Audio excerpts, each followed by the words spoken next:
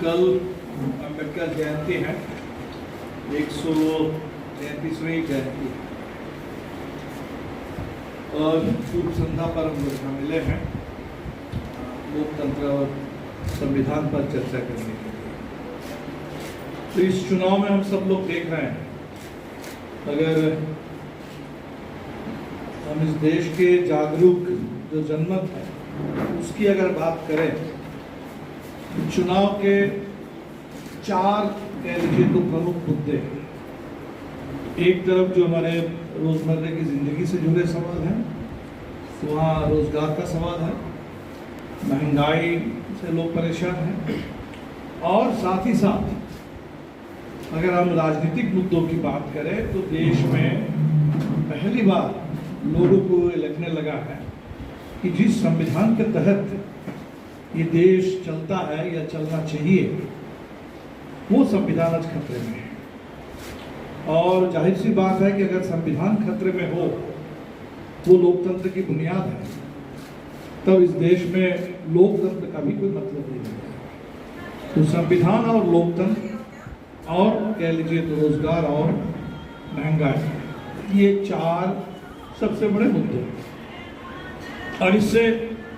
मोदी सरकार बेहद परेशान है तमाम मुद्दों से। और इसीलिए वो बात ये कर रहे हैं कि कौन मटन खा रहा है, कौन मछली खा रहे हैं, मटन पर मछली पर चर्चा हो रही है,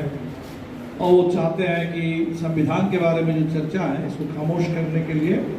तो अम्बेडकर के ऊपर उन्होंने मोदी की गारंटी दी कि अम्बेडकर भी अगर आ जाएंगे तो इस संविधान को खत्म नहीं करेंगे। मैं हैरान हो गया सुनकर, शायद बारहवीं की सभा में मोदी बोल रहे हैं। तो अम्बेडकर बच्चा बच्चा जानता है इस देश में संविधान निर्माता। तो अगर आप ये कहना चाहते हैं कि संविधान बहुत सुरक्षित है, उस पर कोई खतरा नहीं है, उसको कहीं से खतरा अगर दिख रहा है तो संविधान के दुश्मन के रूप में अब मोदी के बारे में कह रहे हैं कि वो भी अगर आ जाए तो संविधान को खत्म नहीं कर सकते। तो इससे ज्यादा अहंकार, इससे ज्यादा बेतुकी बात और क्या हो सकती है। ये मोदी जी जो कह रहे हैं बात, तो जाहिर सी बात है कि संविधान के सवाल पर सरकार में जबरदस्त घबराहट है। और इसीलिए हम लोगों को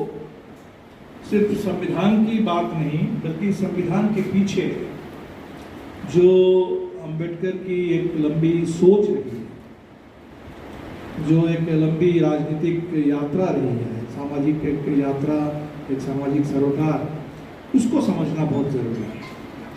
क्योंकि पुराने किसी भी समय की तुलना में आज शायद अम्बेडकर ज़्यादा प्रासंगिक है। और इसी के साथ मैं जोड़ दूँ कि आज 13 अप्रैल जालियांवाला बाग जनसंहार,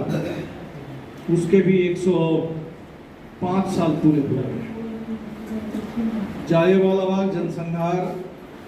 न सिर्फ उससे हम अंग्रेज़ों के जो इस देश में क्रूर शासन था, तो गुलामी का दौर, उस दौर की बर्बरता और क्रूरताओं को याद करते हैं, बल्कि जालियांवाला बाग की घटना वो घटना थी जिससे भगत सिंह पैदा हुए। भगत सिंह की अपनी जो यात्रा शुरू हुई तो उसमें सबसे बड़ा निर्णायक अगर कोई घटना थी जहाँ से उन्होंने एक राजनीतिक संकल्प लिया देश की आज़ादी के लिए, तो वो संकल्प की बुनियाद उसमें है जालियांवाला बाग। तो एक तरह से आज का जो दिन है वो भगत सिंह और उनके तमाम साथियों का जो उस दौर की पूरी क्रांतिकारी जमात है, वो पूरी पीढ़ी है, उसको भी याद करने का दिन है। और संयोग से हम कहें कि भगत सिंह और अम्बेडकर ये 2 ऐसे नायक हैं हमारे आज़ादी के आंदोलन के, जिनके विचार आज हमारे लिए, जिन विचारों को एक साथ ले आना और जिन विचारों के आधार पर एक नए हिंदुस्तान का निर्माण करना हमारे सामने आज सबसे बड़ा कार्य है। तो बाबा साहब अम्बेडकर की अगर बात करें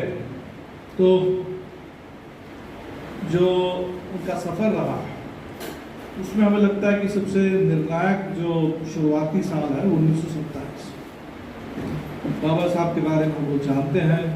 उनको पढ़ने का मौका मिला और इंग्लैंड में, अमेरिका में, दोनों देशों में जाकर के उस दौर में इकोनॉमिक्स और कानून, विधि शास्त्र ये दोनों मामले में बहुत ज़बरदस्त उस दौर में शिक्षा हासिल करने का मौका मिला।